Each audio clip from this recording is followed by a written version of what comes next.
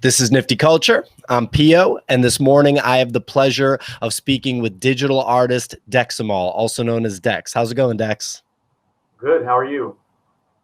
I'm good, man. Really happy to get a chance to speak with you. We were kind of talking off air. I think that your artwork is really interesting, and we'll kind of get into the themes that you cover. But yeah, before we get started, can you tell the audience a little bit about, who you are as an artist and what you look to accomplish with your work? Yeah, sure. Um, so my work it's in development as all artists, keep on changing their styles and switch it up as they go along. But I've been focusing the past couple of years on a style that I'd call maybe like National Geographic meets macro photography meets, I guess, like sci-fi type of imagery and ideas. Um, I've just been really interested in zooming in and trying to create mystery and focus on the detail of something that is not completely real but seems like realistic in a way. That's what I've been trying to create a sense of the sensation of this seems familiar to me, but this is obviously not something that exists out there in my backyard. So that's interesting that you said that. And we're going to pull up some of your work and people will get a chance to kind of take a look at what we're talking about. But I really like what you said about National Geographic meets macro photography meets sci-fi. I think that macro photography is something that, like, for example, I have a macro lens for my camera and, I have some experience with that. We see some art these days with the macro lens. For example, Tina Eisen that we featured on this channel, she'll take those up close pictures of lips and they were doing pretty well in the NFT space. But I feel like a lot of times people associate the macro photography with like documentary filmmaking, right? So like a National Geographic type of thing. Can you talk a little bit about the root of that inspiration for you to bring that into the art world? Because I definitely think we don't see enough macro photography based artwork in, just the conventional kind of art world, the fine art world. And I know that you're not taking pictures, and we'll show your work a little bit more, but your work could be perceived as pictures even though you're doing it digitally. Yeah, actually, that happened a couple of days ago where I posted something on my Instagram account and a piece that was also on Maker's Place, and a couple of really big macro photography pages picked up on it and reposted it. They thought it was just like an image that a photo that someone had taken. So that was that was definitely a first, and it was interesting. I did comment that this is completely digitally sculpted, and I wasn't trying to fool anyone, but it was interesting. I got a good laugh out of it as well. Um, my inspiration, so I've just completely been enamored with anything intricate and small and nature programs ever since I was a small kid. Um, and there's just a sense of wonder and amazement actually when you see some of these things that are out of the ordinary, not things that you would typically see if you go to the zoo or just walking around, where you live. Even if it's a wooded area, you wouldn't come across these things. And then in these programs, you see not just insects, but birds that just look completely created out of someone's imagination, maybe like out of Star Wars, or these are things that actually exist. And when you watch, there's just like these programs, there's a sense of awe, and that is something that has always spoken to me. That sense of almost like mysterious. How did this thing come to be, right? And because it resonated with me so deeply, and I enjoyed that sensation, I wanted to bring that into my art and share that with everyone else, basically. That's awesome. And, I really couldn't agree more. I'm also a fan of like the nature documentaries. And when you watch some of those, the ones that go down to the depths of the oceans and you see Yeah. these fish that look like aliens and they have like light Mhm. bulbs coming out of their heads, it's just amazing to me that, first of all, we haven't explored this planet in its entirety. So who knows what else we'll find with, more decades of exploration here, and Yeah. that anything that you kind of imagine in a sci-fi film kind of already exists on this planet. So that's so interesting that you said that, and that that's kind of like a basis for your artwork. So when you look at your creative origins, like dialing it way back to like when you were a kid, whenever you started doing anything creatively, whether it was drawing, painting, really, or anything, can you talk a little bit about that and how you got from there to where you are now with your digital artwork, your 3D art? Sure. Wow, that's a very open-ended question. It is. It is. Yeah. Actually, I was thinking about this the other day. I used to sketch bees when I was like 8 years old. So for me, it's been around way back. Like as far as I can remember, I was interested in the subject of small complex forms. Um, and I would just be sketching and drawing, looking at things. And when I got a little bit older, picked up a camera, started taking pictures. Not macro photography, but just trying to hone the understanding of composition. When I was around 14, I think I came upon 3D software for the first time. So that's pretty young, and I look younger maybe than I actually am because that That's software a was good thing. yeah, because it was 3D Studio revision 4 for DOS. So this was before 3D Studio was called Max and before it was running on Windows.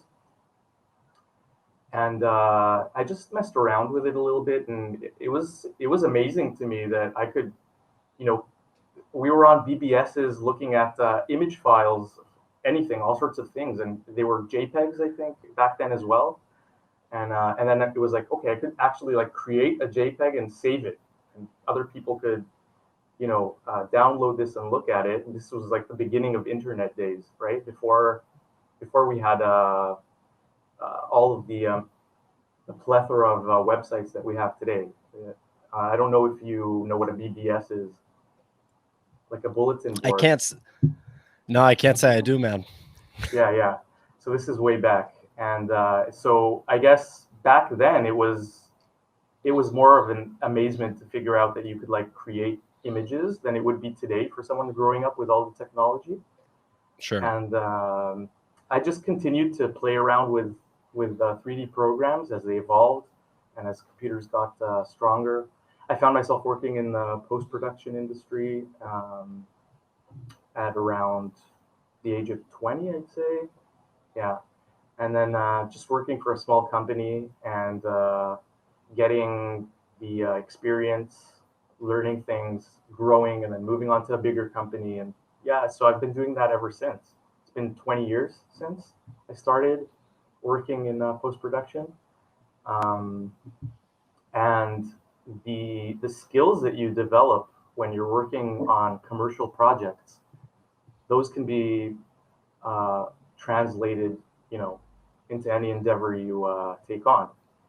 So I would dabble every once in a while and just see what I could come up with, but I never had like a consistent practice of creating art in the beginning. Um, I think maybe 3 or 4 years ago, I started, you know, realizing that this was something that really interested me to pursue, see how deep the rabbit hole could go, basically. And I was when I started creating the first images and short videos, it just interested me what if I kept at it, what it could look like in down the road.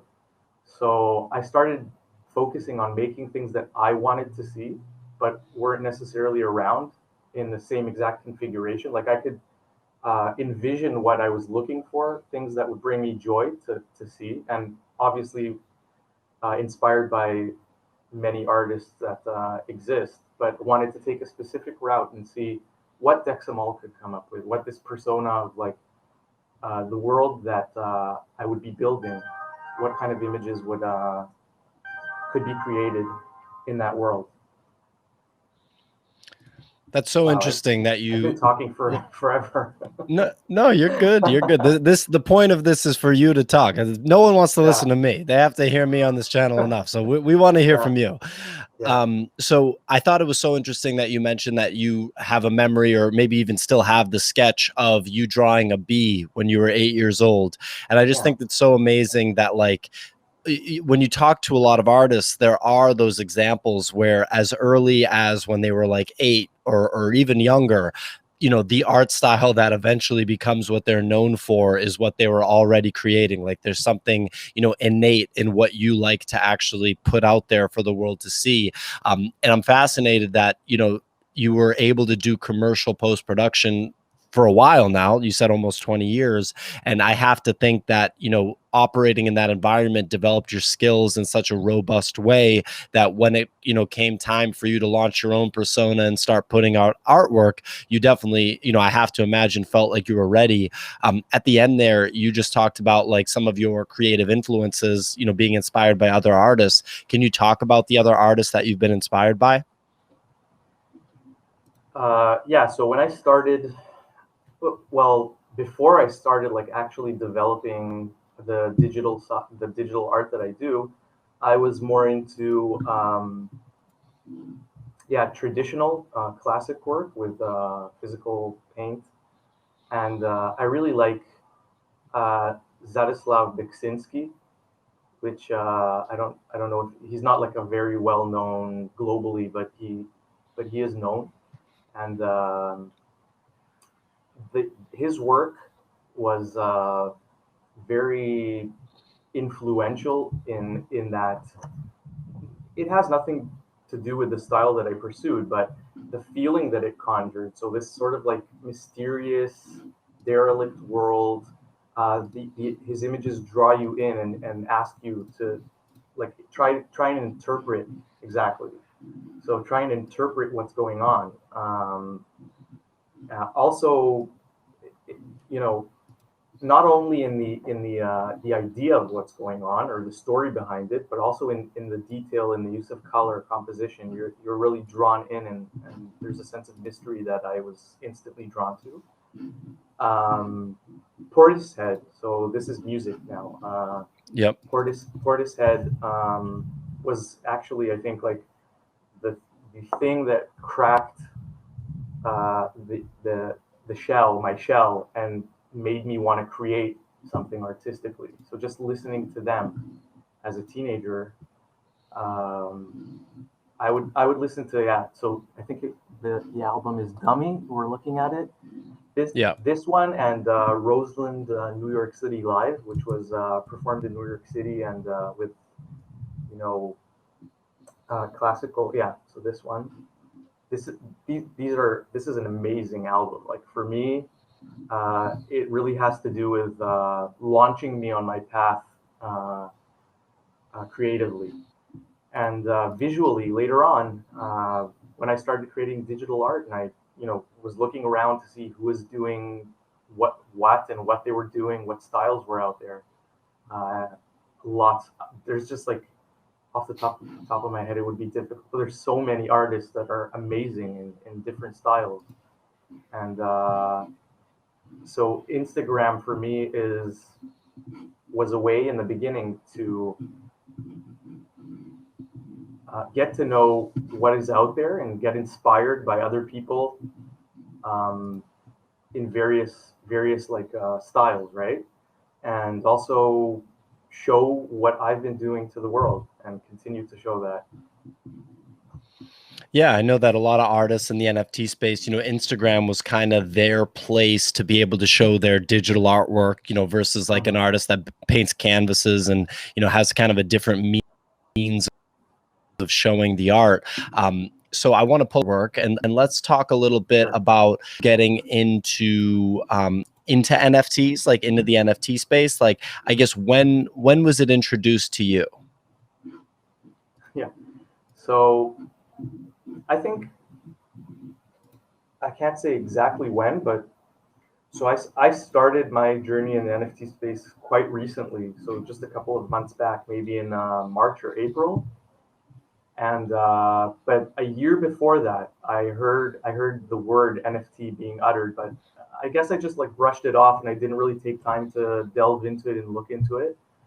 And so it started, the space started like really getting populated and uh, um, getting uh, like defined before I started, not long, but like a year before I started like actually putting myself, reading about it and putting myself in that space.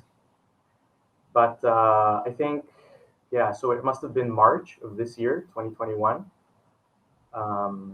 A friend who also does NFT art, and he's a creator. His name is Eka, and he's an Instagram friend. So a person that I met, an artist that I met through Instagram, and we've been chatting for a long time, and like really vibe off each other and share, inspiration, and every once in a while collab. And he was like, "Yeah, this NFT thing," and then I heard that word again, and I was like, "So what is actually going on there?"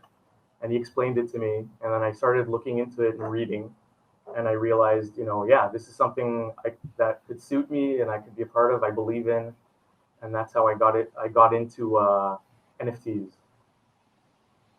Okay, and I mean, yeah, I think a lot of people when they first heard about it, maybe whether or not they kind of like, counted it out, it's hard to do about a new thing, understand whether it's going to have staying power, it's going to really be like a revolutionary technology or something like that. So I'm in the same boat as you. I definitely heard about NFTs probably halfway through 2020, late 2020, but didn't really take them Yeah, super seriously until 2021.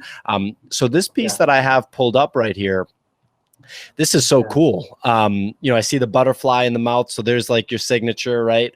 Right. But this is obviously a very refined, moving, 3D piece. Can you talk about just, I guess, is the skill set for this coming from your post-production work? Is that why this looks so refined? Because this is different even than some of the other work that we're going to pull up, which is more like a macro photograph Right. that's built digitally of an insect. So I'd love to hear about this one a little bit, whatever you're Mhm. comfortable sharing.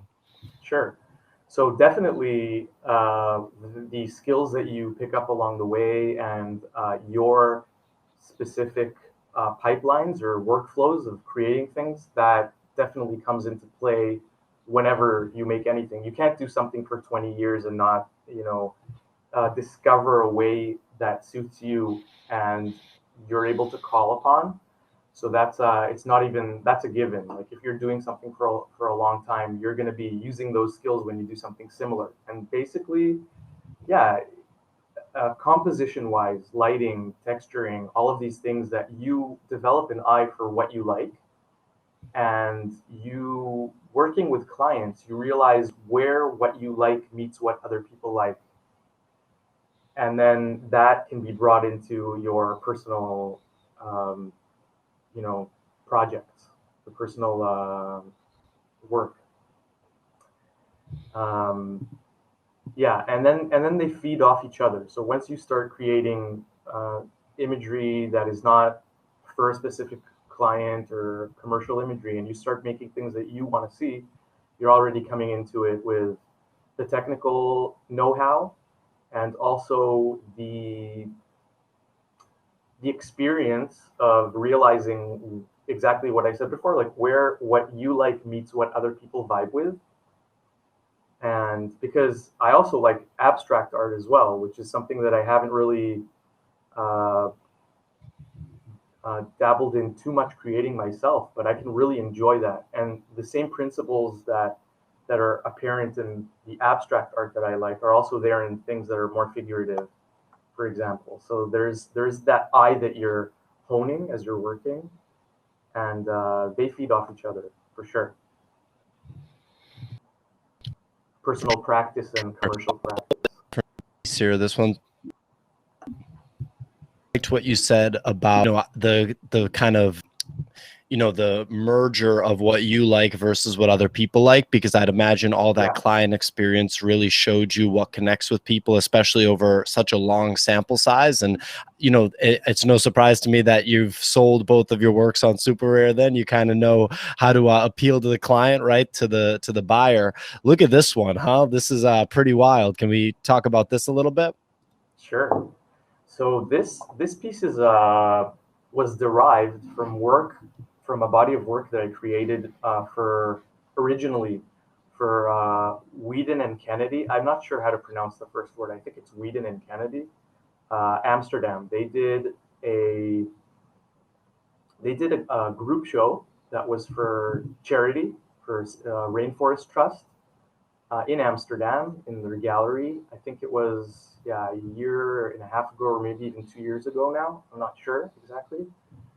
And they contacted the artist that they discovered that they thought that their style could fit in with the theme of the show, which was Lost and Not Found. So that was the title of the show.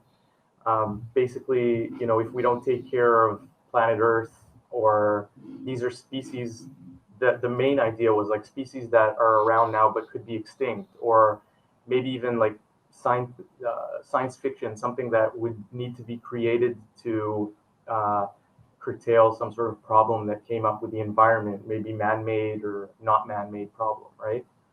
So, and they gave us free reign. It was like, we like your style, we like his style, we like her style. Let's, if you're willing to, do this charity show, you're given free reign, do whatever you like. So I created 2 prints for that show that were sold for charity, and a very long, like a longer piece of I think it was over 1 minute piece that included some of this imagery that we see in this piece. And I really, really enjoyed working on this project. It was it was also like an open-ended question of, this is the theme, this is your work, take it wherever you want to go. You can create video, you can create, printed pieces, and that freedom. I think this was like one of the first times where having complete freedom was not a hindrance. It was more of like, I could find myself focusing within that complete freedom, because you can get really lost if you are able to do many things but you don't know how to focus yourself and decide what you're going to do with your skills, right?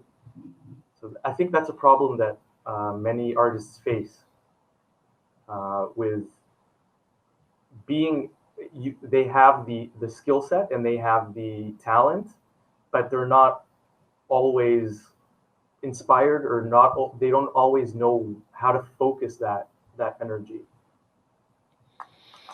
I think you're absolutely right. And I think that you see examples of this across all different creative mediums. Like 2 that just came to mind for me immediately are like filmmakers. Like even the best filmmakers of all time, someone like Stanley Kubrick, the director of The Shining, almost all, if not all, it might be all of them, of his films were actually adapted from books. So for him, he kind of needed that book, that story to get inspired, and then that was how he was able to kind of play into it. And you actually see it with musicians a lot too. There's musicians that will have someone else start writing the song, like a songwriter, and then once like there's a little bit of a spark there, they're able to run with it. They'll change a bunch of things, a lot different than just having that blank canvas.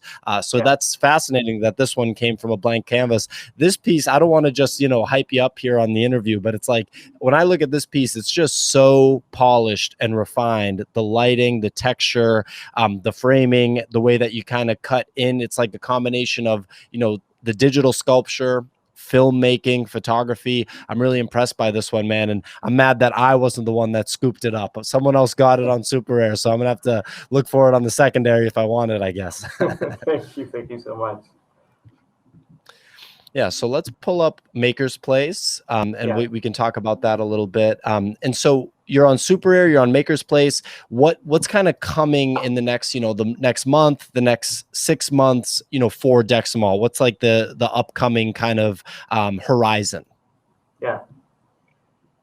So this is a mixture of a couple of older pieces, but not that old, like but from the past year, and then a couple of really new pieces that I created recently. And I really wanted to just create this gallery on Maker's Place because Maker's Place offers editions as well. So you could put up a piece of that has 3 editions or 5 editions, and if you wanted to, and not just one. I wanted, to kick this off and start with the the guide, like the signature imagery that has been what Dexamol has been producing for the past 2 years. So the high detail, the coloring with some muted colors, some really saturated colors, and just things that I really liked that I created over the past in the past while. And I want it to be refined work. Still images have a way of like really revealing your style even more so than video because you're not busy with anything that's moving, and it's there, it's static, and your eye can wander inside it and like create its own little timeline, bouncing around, looking at the details, looking at the overall image. So it was very important to me to like kick it off with things that I really liked, high detail images. I don't know if you're able to zoom in here, but yeah, because yeah, I don't think I don't think this is the high. Like, there's various ways of engaging an image on Maker's Place, and one of them allows you to see high. It says like view high resolution. I don't know if it says that there. Sure. Not sure, but I Yeah, believe that it would be high resolution. So is this one of the ones that people thought was just a macro photograph? Because I could kind of see that for this one. yeah. It was the other dragonfly image up on Maker's Place. So the one I posted before this, and that was mistaken. Yeah, the turquoise dragonfly M2. Yeah. That's funny. I mean, that should be taken as a compliment that you created something that's that, realistic, even though, at the end of the day, I think it's pretty clear that this is like, Definitely. know, It's not. is this your signature right here? Is that your tag? So yeah, it's one of the tags, but it's these little tags that I incorporate into my pieces started off as because it has been Dexamol has been like a very like high concept avenue for me, and it started off with like these short stories of scientists creating all sorts of animals and doing research on algorithms that they've been sent back from the future. And I wanted to like, you know, give a little sense of like, this is property. This is something that a lab has created. There's a logo on it, uh, but also keep the mystery of not like having too much text on it. Like it could be something that was happening in 100 years, 50 years, or 1,000 years, where even like English characters would probably like change and morph into something that was a little more unfamiliar. So I really wanted to keep the mystery of when, why, where, how, and in the comments for my posts, I would just like give snippets of out of it. It could be like out of some sort of scientific journal or personal like scientist's diary, basically of these units were you could pull up on Instagram like some of the images have these comments on them, and that was a way for me to also add some detail as far as story goes, but still keep it open enough to leave room for interpretation. So when anyone would be reading or viewing the image, they could bring to it, you know, their angle of what's written or the visuals. So yeah, for instance, if we scroll down a little bit, yeah, these butterfly, forget the word at the moment. Cocoons. Cocoons, exactly. So this is the stage before they hatch, and then you can see like this. It's almost like a snippet or an excerpt out of some sort of scientific journal, and it has like a star date on the bottom or some sort of weird dating going on system. And I would just like look at it and get into how it made me feel when I completed it, or even as I went along creating the image, and just jot down some things and put that up there to deepen the sense of this could actually be something that would exist or could exist. I love it. I love that. And that's like part of the piece. You know, that's so Yeah, cool. Do you do that with the NFTs that you sell too? yeah. So the images have some of these snippets in them as well, and I want to do it more, and that's what I really like. Uh, I really like to continue to pursue the avenue of the piece that you really liked, um, Genesynth, which is Yep. like having these like National Geographic time lapse type pieces. Yeah, so I really am interested to see what could be produced if I further pursue this sort of style of Genesynth, which is like National Geographic type, like time lapse type style. And so that's as far as video work goes. I've also received like a lot of really good feedback on this piece, and which is good because it interests me as well. I wouldn't want to go down the path that other people were responding to if I didn't like working on that style, right? So you have to enjoy what you're doing in order for other people to enjoy, you know, the result.